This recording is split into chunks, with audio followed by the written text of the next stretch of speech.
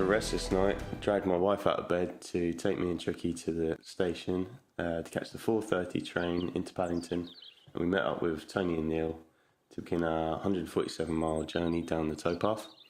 I know that music at the start probably sounded way too epic, but 147 miles is a long way, as we're about to find out. We were battling against cyclists for the first few miles that were making their way into London, and it wasn't long until we had our first donation. Just wanted to say a big thank you to Anne and Mr. Patel, who just caught up with us on the canal and donated. We didn't hear them shouting from behind us, so we made them walk along the canal for a bit to catch us up, but yeah, thank you very much appreciated.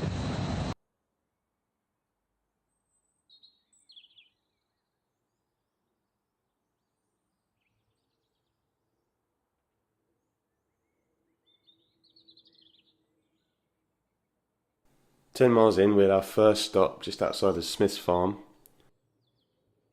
Our feet were already sore, having to walk on a rickety pontoon bridge that was in place because of towpath repairs. We had a quick bite to eat, a quick drink, and it was time to get our feet out. The others had gone with a method of silicone pads and tape to look after their blisters, and I'd gone for the slightly disgusting method of baby cream and Vaseline, rubbing it all over my feet. The other guys were laughing at me for that. After a short 15 minutes, we were off again, and it wasn't long until we'd covered a half-marathon distance in just under 4 hours. And the miles started to fly by. Alright Rich, 18 miles in, how you feeling mate? Not too bad, sun's shining, look at this cloud and that, the blue sky. Lovely. Beautiful day. So, we're not far off doing 20 miles at the minute. Got a little niggle on the left-hand toe, on my left foot. I'm going to sort out in a couple of minutes, but feeling alright. We can do this. Yeah, it's going alright, and the rest of the team ahead, marching on, so yeah, we've got this in the bag.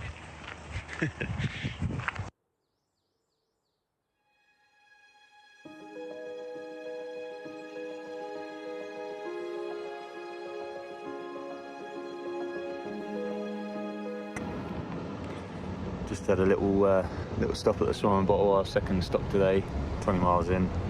I think everyone's doing okay. Neil's got some of the biggest blisters I've ever seen in my life on his feet at the minute, so struggling with that. We've all picked up a couple of blisters, I think. Legs feel okay at the minute. We're moving at a good pace still, so just got to try and get through today, get to the campsite, and then yeah, we can assess, do a bit of health care when we get there, foot care. Maybe set up a little foot spa or something in a bucket. Yeah, we'll keep going for now and move on.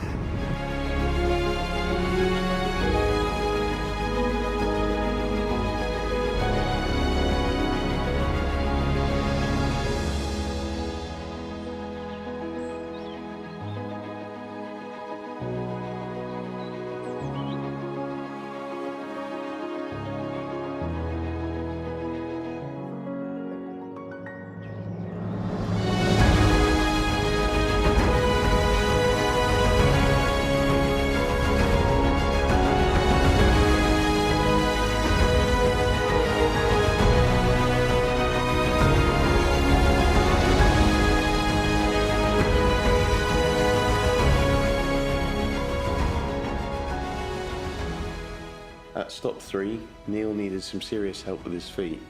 One of his blisters had burst, and the rest of them were causing him a lot of pain. Nurse Tricky came to his aid, lanced them all for him and taped them up as best he could. Neil had previously cut slits in the end of his trainers to try and give his toes some relief. He was in that much pain. I honestly don't know how he carried on for the rest of the 13 miles that we had to go. I also lent him my spare pair of trainers out my bag, my Brooks, to try and see him through to the rest of the day. My aunt and uncle came down to see us and give us some words of encouragement, and they helped these guys open up a lock gate and get the barge through. I decided to film them instead of helping them out do this. My uncle is 81 years old. In all seriousness, it was great to see them, and it gave me a real boost to get through to the end of the day. We were on our way now to see Chris at the campsite, who had offered to set up all our tents for us and cook us a meal, which was amazing after all that walking that we'd just done.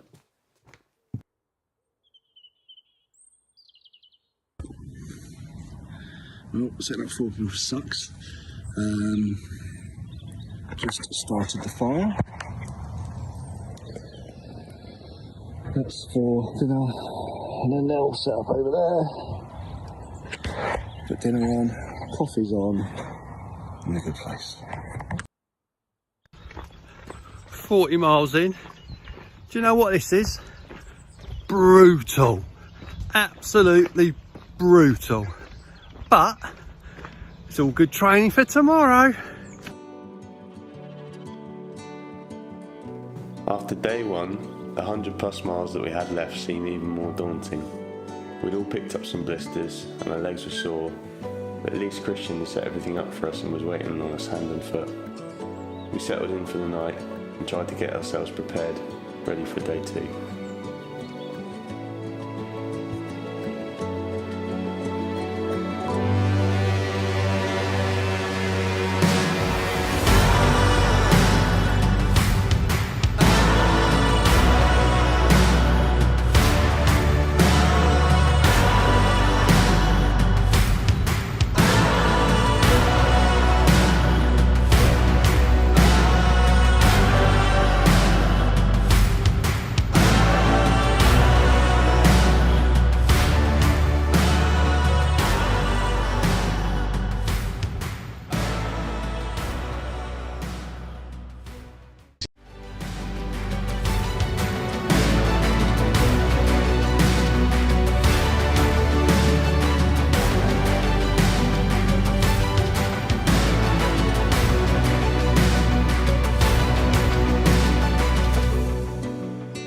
Just relentless.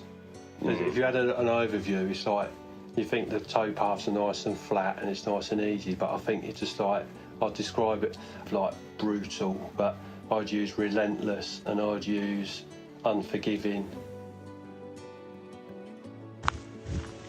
Morning everyone. Just a bit of a recap from last night. I think we got into camp about 9 o'clock. Saw Chris. Thank you, Chris, you're an absolute legend. Set up camp, everything for us, set up all our tents and made us an amazing meal. Best meal I think I've ever tasted. Jacket potato, pulled pork, coleslaw, beans and cheese on top. It was absolutely beautiful. Thank you again, mate. Niels headed home last night. He went home from the campsite. Did amazing with the blisters that he picked up. Obviously, Nurse Tricky saw him through, and with my shoes, he started moving great. Again, after mile 30, I think we were all really worried for him at mile 30, but he did well to make it to the campsite and get a massive new PB for him. I think the furthest he'd gone before that is 20 miles. Well done, mate. And as for the three of us that are still going, not going to lie, I think we're all hurting this morning. Struggled the first couple of miles to get up to pace. We're moving okay again now. Tony's struggling with a lot of knee pain at the minute, so I'm going to try and tweak that later. If you've got any messages to send the boys, I know that'll put a smile on their face and help us fight through the pain barriers. And yeah, really looking forward to seeing everyone later. Thanks so much for all your messages so far. Support, it's been great. And yeah, see you soon. We have been playing these pop tunes for you, but big shout out to Sam, Richard, Tony and Neil, who are currently on day 2 of their towpath trek, walking 147 miles in 3 days from London to Birmingham. Go on. How good is that? Let's go on, guys. Gonna have a night. I've had 0 sleep, got up at 1:30 in the morning, busting for a wee. Couldn't hold it in any longer. Then I got up and then got back to the tent, 2 o'clock, and then spent half an hour prepping my toes. Yeehaw! So, had an hour and a half sleep, woke up to Splinter Cell Richard flashing his torch everywhere all over the tent, and we go on.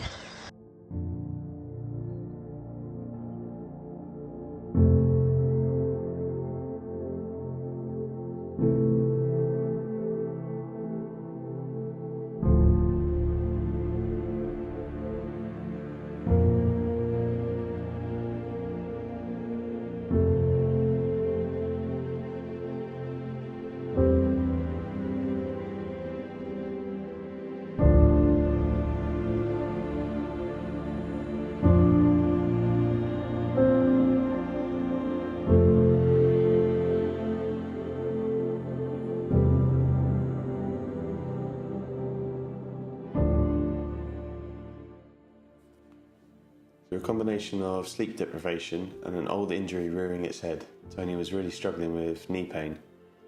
Both me and Richard reached out to some friends who were meeting us later in Milton Keynes to see if we could get some medical supplies. Unbeknown to us, my wife Chloe and my best mate Stefan planned to surprise us in Leighton. They bought us some medical supplies, some extra food, and walked with us to see us through the rest of the morning. It really was the worst possible start to the day in terms of terrain. Once we got to Milton Keynes, Tony just wasn't able to carry on. It was tough to say goodbye, but as the day went on, more and more people rallied to the cause.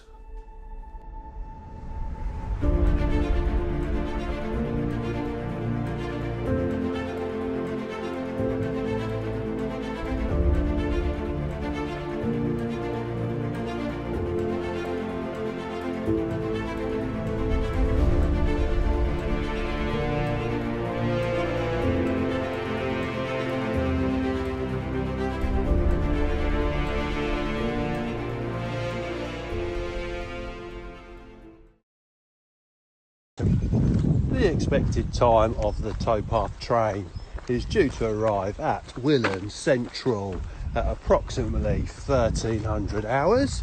Please make sure you have your boarding passes ready. Chloe and Stefan went to pick up our lunch and rejoined us for the next 8 miles along with my friends Phil and Owen. We were lucky enough to have a big group of friends and colleagues wave us on our way, and Mark and Q joined us all the way until Stoke Bruin. Everyone gave us a really good boost to morale. It turned the day around for us and gave us some momentum on the next leg of our adventure.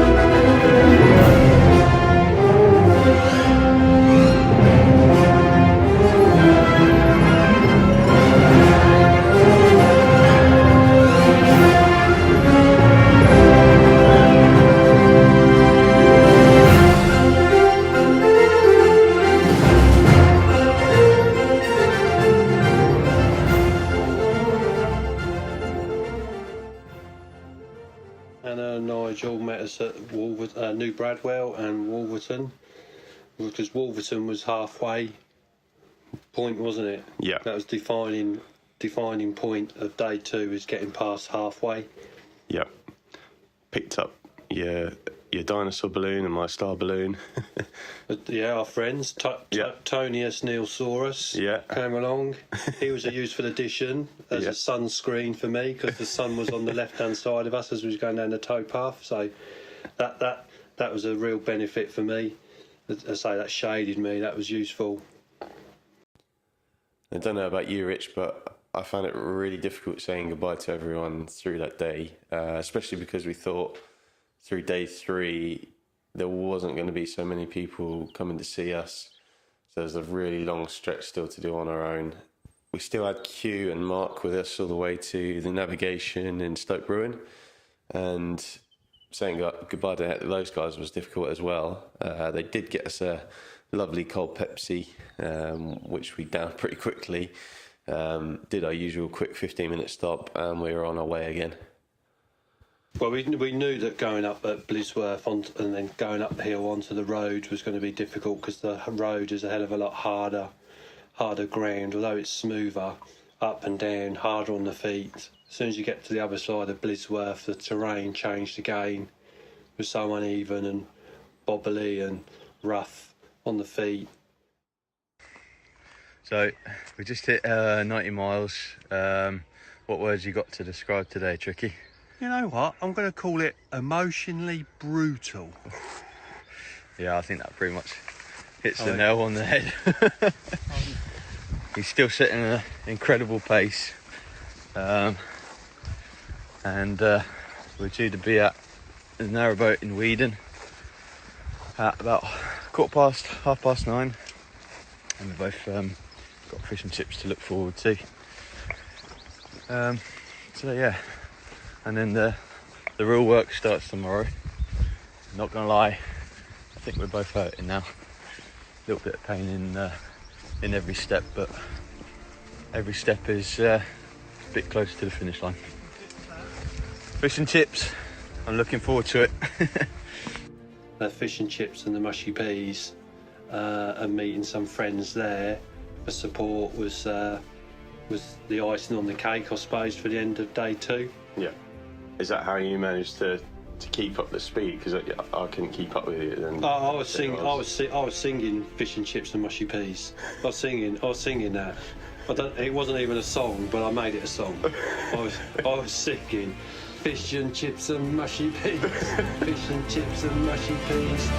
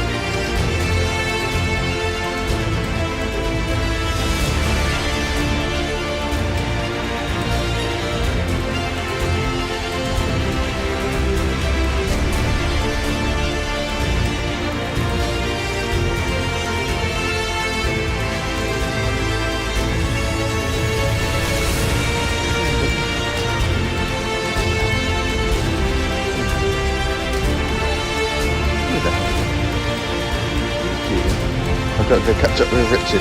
See you later.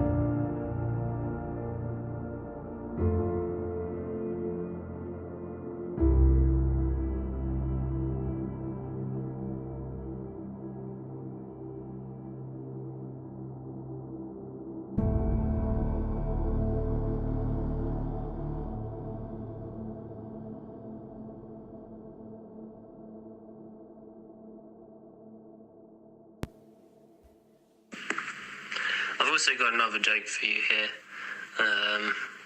Or just maybe just facts, to be honest with you, because a pie from Trinidad would cost you about £2. A pie from Bahamas would cost you maybe £2.75, and a pie from Jamaica would cost you £3. These are the pie rates of the Caribbean. Thought I'd just let you know. Hello everybody, just moving again after our second stop of the day. We're having stops every 8 miles now, just to try and look after our bodies on the last leg. Me and Tricky had a little disagreement over whether Tinkerbell was in Winnie the Pooh or not. It got quite heated, and we just agreed to disagree for now. So we're just going to carry on, and then we'll see whether he talks to me again at the end. But yeah, bit delayed, aches and pains, but we're getting there. The towpath has been atrocious as well. The last couple of miles, there's bits where it just disappears, and we've got to do a bit of a step and a leap to get over to it. And then there's bits that are overgrown like jungle. The towpath is very unforgiving. Let me tell you that. It's like going through the jungle. We had a bit of a strange experience as well with the food that we bought and supplies that we bought, where we'd have very similar things to eat that we had on the first day and the second day. And I don't know about you, Tricky, but I was getting fed up of what I had in my bag. So having Mum and Glyn come down and give us some muffins and different drinks, Different textures, tastes. Yeah, I think definitely your whether or not some of that's dehydration. I think the gels ulcerated my tongue, which I think you can get through having those energy gels. Teeth were a bit sensitive. I don't know whether that has to do with dehydration or your gums, but things tasted different. You wanted to eat different foods. Pork pie was fantastic. That was an interesting thing, really. Whether or not that affected our energy levels is debatable. Yeah. Alright, just coming up to our halfway stop for the day, hopefully over halfway. Almost been 11 hours, so we're now looking at finishing probably between 3, 4, 5 a.m, who knows. Thought I'd give you a quick list of ailments. Feet, blisters, yep, ankles. They've got a weird sensation that feels like they're working their way loose from my legs. Joints, knee, hip joints, are they still there? Who knows? And stomach, all sorts of messed up, as Tricky will tell you. Been messed up all day. But we keep going, Ooh. I've invented a new word. It's fatiguely. Yeah? Anyone know how to spell it? Because I don't. But fatiguely brutal. That is it. My list of ailments. My balls and my feet feel like they're burning. My little toes look like radishes. But I mean, they could be worse. They could look like beetroots. So I'll take radish. They're quite hot, aren't they, radishes? So, yeah, I'll take that. I've got a blister on the side of my foot, which is a completely new one. So, that's a little bit naughty, I tell you. And then my right kneecap, front. Yeah, my kneecap. Your front kneecap would be at the front anyway, wouldn't it? Because otherwise you'd be double jointed and you wouldn't be able to walk, would you? Everything else seems all right. I'm struggling to get my stride because everything's bloody burning. Yeah. So yeah, fatiguely. You just got to remember, we're doing this all for a good cause. It'll be worth it in the end. Cheers, guys. Tricky's just popped to the loo at our just over halfway stop, and got a secret weapon, a little surprise for him when he comes back. Hopefully make him smile a bit. Shorts, let's go. Let's get it done, Tricky, come on. Sam, I think that needs a harness to hold that. you need some sort of harness on that wild animal. All right, when I signed up for this, I thought that'd be right. Canal's nice and flat. There's no uphills. That keeps going all the way up there.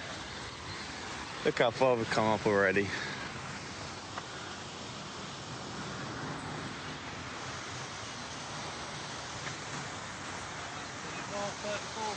Yeah.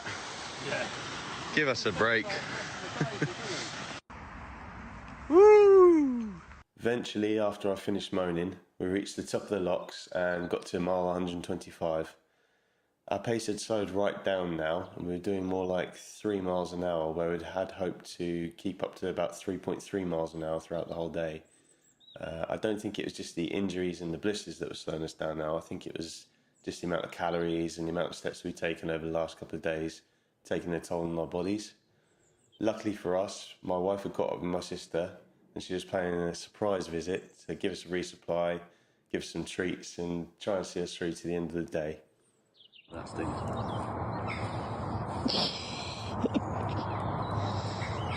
So, Sam, give us an update. Okay. Where are we? 35 miles into day 3. 20-ish miles left. Just come up a massive hill on the canal, which I never thought is a sentence that I'd say. Loads of locks we've had to come up. Blisters galore, I think, for everybody. Me and Tricky, and yeah, we're just limping home now, and we're in limp mode, going slowly, but we're going to get in. We're going to bring it home, whatever time it is. And yeah, and thank you to everyone for the donations. We're well over £3,000 now, which was the target. And thank you to everyone that's come out, everyone that's supported. It's been a real team effort. It's not just been me and Tricky and Neil and Tony that have been doing it. It's been, you know, we couldn't have done it without everyone's support, so thank you very much. Yeah. Alright guys, just about to get dark now, so I just wanted to do a last reel because my phone's dying, and I want that sweet picture by Gas Street Basin sign with Rich on my phone, and I'm going to finish off the stories with that, but this is the penultimate one.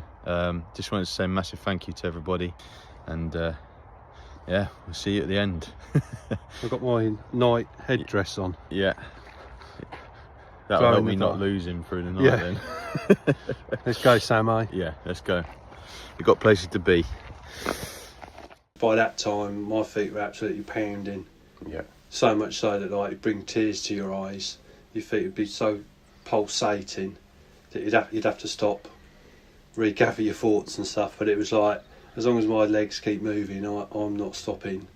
The drive to complete it. We had 15 miles left to do, and we'd done so much that you're not giving up with 15 miles left. No. Although it took an age to do that. And you had knee pain as well, didn't you, on the last day? Had a little bit of knee pain. I still probably have today, like recovering, but it wasn't. It was just a niggle. Yeah. If you were going to do it out of 10, it would be like a 2. My feet, the pounding of my feet, I'd be saying is like getting onto like 8 to a 10. I've never had pain like that in my feet ever, or come close to that with anything else. We had arranged to meet up with Tony at the... It was 40-mile mark, wasn't it? I think it was Lapworth, somewhere near there. Yeah, Lapworth. And he was going to bring us some food to see us through the night. You told me to go on ahead, didn't you, and meet up with Tony. And I got a bit confused, I think, with what we were doing. And ended up coming back to you. I think we was out of sync a little bit, weren't we? Yeah. Tony, we thought we were closer to Tony than we thought. And we was probably about a mile out from each other, I think. Yeah. And obviously because it's dark, and you've got no real bearings, you can't see landmarks or anything, you don't know exactly where you are. Yeah. Did make it a bit more difficult. Yeah, so then I carried on to the next bridge, and when I realised we weren't quite as far along as we thought we were, turned my phone back on to see if I could get hold of Tony and come up with a plan of what to do next.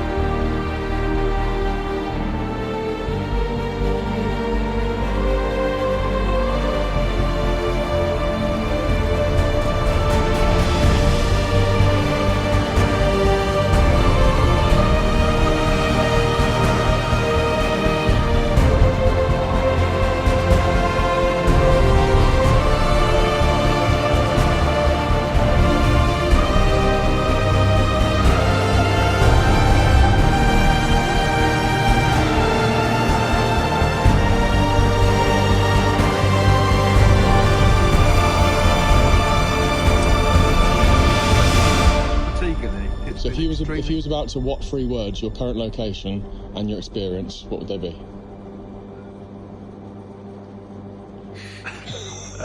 Nugget. Nugget, G5. I don't know. I'd say emotional support, Nugget. and finish line. And you got it in the bag. Yeah. Okay. Got this. When Tony and Kelly met up with us, they gave us the option of getting a hotel, staying overnight and completing it in the morning, which I don't think either of us were tempted by. No, by it's that just point. like, you've just swore at us. You've just swore at us. We've done 130 something miles. We've got 15 left to do. I think they were just worried about us and the fact that we did have a fair few miles to go, 15 miles to go in the night. And you're in so much pain, so I thought maybe, but we just put so much into it. We knew we weren't going to stop. We knew we were going to keep going. And so we carried on, said goodbye to Tony and Kelly. I think that stop was vital for us because we managed to resupply, get a bit of food. Defining moment in that whole walk, deciding to take those chicken nuggets with us was a lifesaver. Because during the night my brain was switching off and like nodding off because it was dark, and then just through fatigue I think, and the only thing that, other than you like supporting me from the side, stopped me falling in the canal, the only thing that kept my brain from not switching off was nibbling on chicken nuggets. So I basically nibbled on chicken nuggets all the way to Birmingham. Which, because I think that tricked my brain. It stopped my brain from thinking it was tired. I had to concentrate on eating. Yeah. I remember as well, you were stumbling into brambles on the side of the towpath because you wanted to keep away from the canal. Yeah. Because you were worried about falling in. But obviously being on the inside, you've got different hazards, haven't you? Like the brambles or the trees, the bushes. So I think I got clobbered in the head and then got caught in the leg. So after a long night, long painful night, the sun finally came up and we'd made it back to civilization. We'd made it into Birmingham.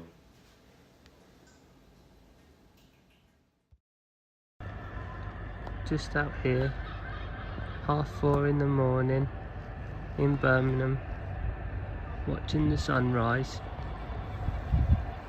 It's beautiful, isn't it? Beautiful. So as we got to just before 6 a.m, we'd finally done it. Covered the last couple of grueling miles along the Grand Union Canal and reached the end where it joins the Paisley Canal in Digbeth. Tricky was broken by this point, but all we had to do now was meet up with Lowell at Gas Street Basin, jump in his car and get home.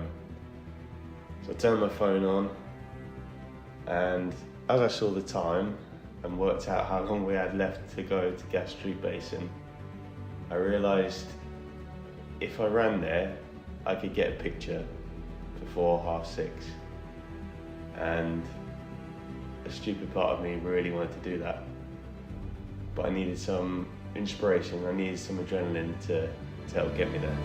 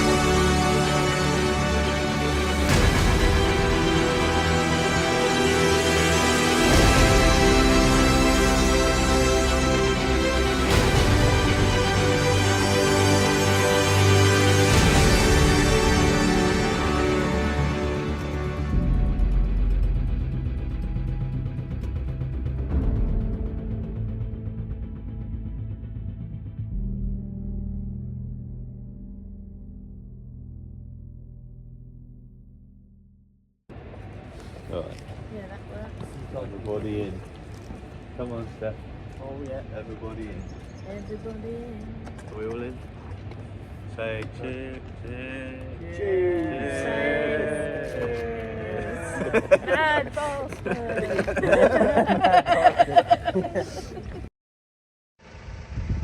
We made it, guys, in Birmingham. Thank you for everyone's support. And we're going to bed now. Sam, you nearly killed me.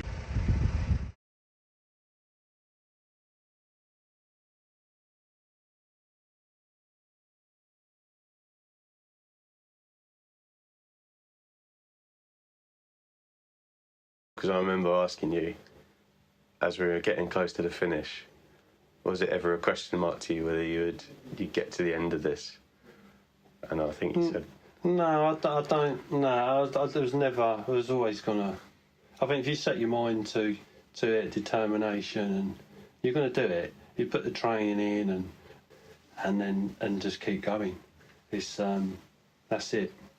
That's the challenge. That's the target. You get there. That was it for me, really. As long as my legs kept moving, I weren't stopping. I might have to stop to regain my thoughts and get rid of any pain, but get your head straight and then off you go again. So it was never a question that we wouldn't have completed it.